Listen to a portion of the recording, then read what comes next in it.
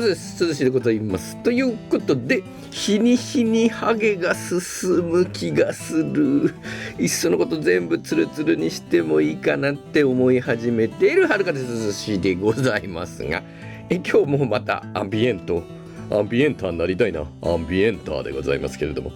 ということで、我が家の、猫のゴロゴロを、数分間ね、撮ってみました。猫ちゃんのゴロゴロをですね、撮りまして、さらに音声の、ステレオ感をアップするプラグインを使って広げておりますけれども、ということで、どうぞ。